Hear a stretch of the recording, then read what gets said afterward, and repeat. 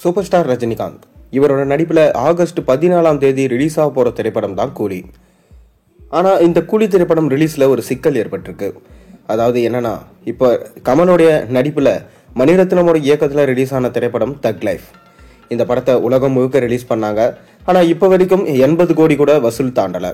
கிட்டத்தட்ட 250 கோடி பட்ஜெட்டில் உருவான இந்த படம் ஃப்ளாப் அப்படின்னு தான் சொல்லப்படுது.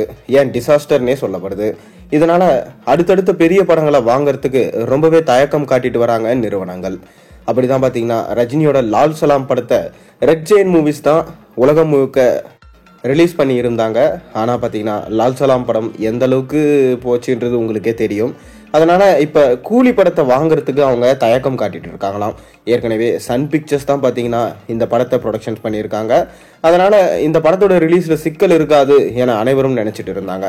ஆனால் இப்போ அப்படி கிடையாது. ஏன்னா பெரிய பெரிய படங்களை வாங்கினா அதில் லாபமே கிடைக்க மாட்டேங்குது. அது மட்டும் இல்லாமல் ரஜினி, கமல், அஜித், சூர்யா, விஜய் போன்ற ஜாம்பவான்கள் படங்களுக்கே இந்த மாதிரி ஆகுதுன்னா நாங்கெல்லாம் என்ன பண்ணுறது, இப்போ இனிமேல் என்ன விநியோகிஸ்தம் பண்ணுறது அப்படின்னு சொல்லிட்டு படத்தை வாங்க மறுத்துருக்காங்களாம். அது மட்டும் இல்லாமல் ரஜினிகாந்துமே பார்த்தீங்கன்னா கலக்கத்தில் தான் இருக்காராம்.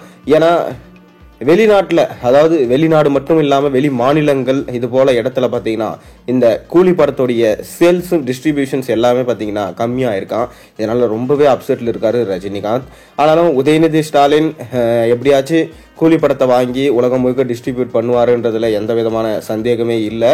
ஆனாலும் ஒரு சின்ன தயக்கம் காட்டிட்டு தான் வராராம். அவர் ஒரு பக்கம் நேரடியாக ரெட் ஜெயின் மூவிஸை கையாளனாலும் ஆனாலும் அவர் சொல்லி தான் எல்லாமே நடக்குதுன்றது எல்லாருக்கும் தெரியும்.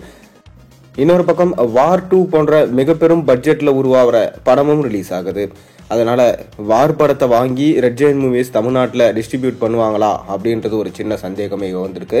அதனால கூலி படத்தை கைவிட்டுருவாங்களோ அப்படின்ற ஒரு சந்தேகமும் எழுந்திருக்கு. எப்படி பார்த்தாலும் கூலி படம் வார் படத்துடைய எக்ஸ்பெக்டேஷன்ஸை விட ரொம்ப அதிகம். ஏன்னா மிக பெரும் ஸ்டார் காஸ்டோட இந்த கூலி படம் உருவாக்கியிருக்கு. லோகேஷ் எடுத்திருக்காரு, அனிருத் மியூசிக் பண்ணியிருக்காரு. மேலும் ஷவுபின் ஷாக்கர், உபேந்திரா, நாகார்ஜுனா, ஸ்ருதிகாசன், சத்யராஜ், அமீர்கான் போன்ற மிக முக்கியமான நடிகர்கள்லாம் இந்த படத்தில் நடிச்சிருக்காங்க. ஆகஸ்ட் 14ஆம் தேதி ரிலீஸ் ஆக போகிற இந்த படத்துடைய ஃபர்ஸ்ட் சிங்கிள் சாங் சமீபத்தில் தான் விட்டு இருந்தாங்க. பாடலும் கேட்க ரொம்ப அருமையாக இருந்துச்சு. அதை தொடர்ந்து 2வது சிங்கிள் சாங்காக வெயிட் பண்ணிட்டு இருக்காங்க.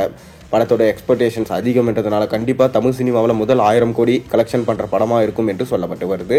அதனால் கண்டிப்பாக இந்த படத்தை தமிழ்நாட்டில் பிரம்மாண்டமாக ரிலீஸ் பண்ண பிளான் பண்ணுவாங்க.